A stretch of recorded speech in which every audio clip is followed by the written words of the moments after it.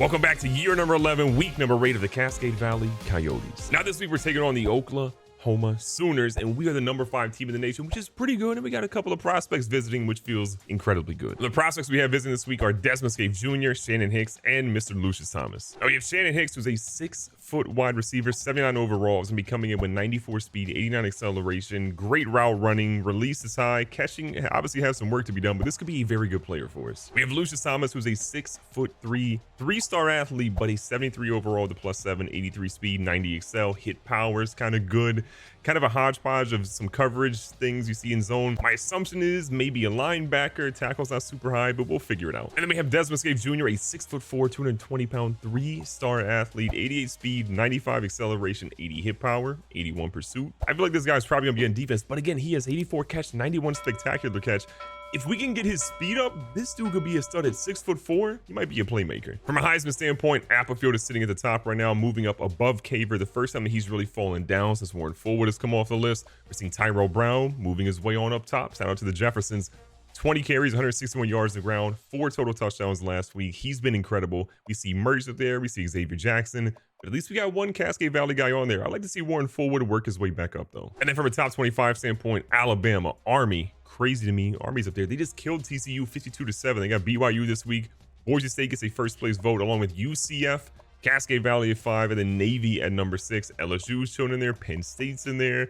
We're seeing the team up north, Michigan at 14, USC at 15. They fell after losing to number 17 Nebraska by 7. They now have number 11 Notre Dame this week. That's a big game for both of those teams. Louisiana Tech, Nebraska, Colorado State, and then we're seeing Cal be your 25th team after falling 4 spots. Even with the loss by 3, they still go a couple of spots down. And for our visiting players, we need 250 passing yards, 2 sacks on the linebacker, 4 swatted passes, and 2 interceptions. We got to work it out for us. First play, Warren Forward, who's had a rough start to the season. Now here with Mr. Jalen Clark with a nice game. Big opportunity here, 3rd and short. Forward's going to go down. Great coverage by the Oklahoma Sooners. We're going to be held to a field goal to start the game. So 38-yard field goal. We got 5-mile-an-hour winds. We're going to line to kick this one. Dace is getting an opportunity to kick, but he can barely hit a 38-yard field goal again. We're giving him opportunities, but he ain't got too many. And USF is going to beat Navy. I mean, they are Navy, but that is a crazy upset. Number 6 in the nation goes down. Oh, we see Iowa beat Wisconsin. Ole Miss better be LSU. There's a lot happening right now. Can we get a stop? That's the big question here. We struggled on 3rd downs. They go for an out route, nowhere close. 4th and 9, got to be a field goal. And a field goal it is. 4th and 9 for Oklahoma. They line up. Their kicker is going to put that one through the upright. Their kicker had no problem. Ours, I'm not going to talk about it. Ladies and gentlemen, I'm unsure of how this actually happened, but Warren Forward, maybe it was on the sack that happened on the last drive. He has a mild concussion. He's now out for the entire game. So Forward, Carson, and Jalen Clark, we'll be seeing him later. Patrick McDonald gets his time to shine, which will probably make a lot of people in the comments happy who have been loving this dude, and that was just an ill-advised throw on our part. You never want to put yourself in a spot where you can lose the game that you should absolutely win, but right now, that's kind of where this team is McDonald's going to try to will them to victory. 3rd down conversions have not been good for this team, but they have been able to go ahead and get themselves a 4th down conversion earlier. Look at Porter Ryan hauling the big catch. Warren Forward, you got to imagine he's gone to the NFL after this season, especially the injuries he's had. He wants to cash in, but his career just feels like it's been great, but hasn't been as good as it could have been. 2nd and 12, McDonald out here. Throws one, and look at Antonio Vaughn.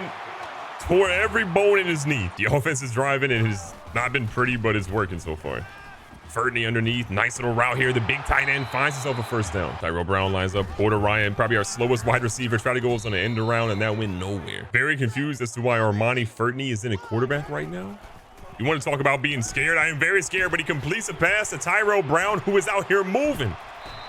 The heck? For whatever reason, Patrick McDonald, maybe it was a wardrobe malfunction, he is back on the field. I never want to see Armani Furtney back at quarterback. He is very good, just not a quarterback. 2nd and 5, little underneath play. Love to see that Jeremiah Butler down to maybe the 1 or 2 yard line. Tyrell Brown looking to get in the end zone for the first time today.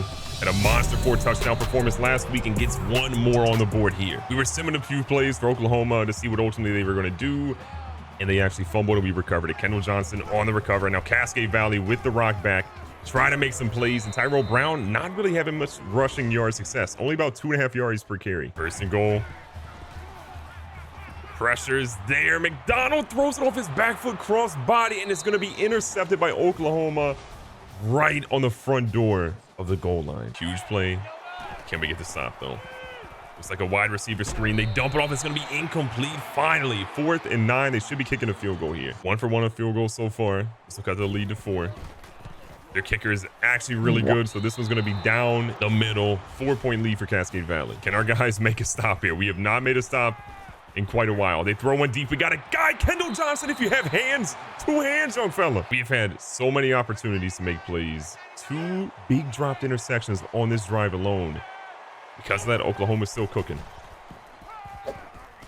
An opportunity. The quarterback fumbles the second time Oklahoma's fumbled on this drive. They call a timeout. And with 3 seconds left, they're going to be kicking a field goal here. Their kicker has been their entire offense so far today from a scoring perspective. 2 field goals, both good. This will put them down by 1. It's a pretty much straight on field goal attempt that is up. It's down the middle. And Oklahoma has cut the lead to 1 going into halftime. We have just got to get some points on the board. But the injuries are taking their toll. Starting quarterback, starting defensive tackle, starting wide receiver. They're all gone for today's game. Starting receiver out. Antonio Vaughn, though, poised to make some plays today. Gets one out here in the open field. Love to see the moves. Antonio Vaughn cooking for 12 yards. Tyrell Brown ready to get the ball in the backfield. Hasn't had much success so far today, and it continues. 2 yards again. He is struggling. Maybe it's the pressure of being added to the Heisman list all of a sudden on the young fella's shoulders as a true freshman. How do you respond? Patrick McDonald. Antonio Vaughn, how do you hold on to that? Oh, it's super close, Laura. The read option go, maybe mix things up on the ground a little bit, maybe make Patrick McDonald a bit of a threat to run. Okay, McDonald, we see you. Remember, because Ben Williams, we ended up cutting him. He then transferred. We don't really have a backup quarterback because the one guy we do have on the roster is a redshirt freshman at this point, so we've got our work cut out for us. We cannot have McDonald get hurt. We are dinking and dunking our way down the field, which is normally not how things go. Little halfback screen, great blocking set up here. Tyrell Brown in the open field is exactly what you want. 96 speed. Is it fast enough? The answer is no. He needed 99, apparently. For Derek Johnson, this year's touchdown vulture, ready to move.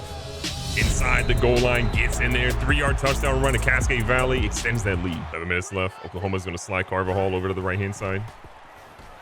Underneath, they go for one of Houston's. They are a double-digit tackle game for him. 2nd and 2. QB keeper, we have no one ready for this. We got to get someone over there, man. Giro's going to whiff on that, and Lanier brings him down, but Hassan Smith gets 18 for that. Moving down the field pretty well right now. Rodriguez Gibson doesn't jump, and you've got to be kidding me. That could have been an easy pick. This rain has been really the great equalizer here. Oh my God, Michael Lanier just gave up the touchdown that was going to allow them to go for 2 and potentially tie this game. Got to be nervous right now. The stadium has got super quiet.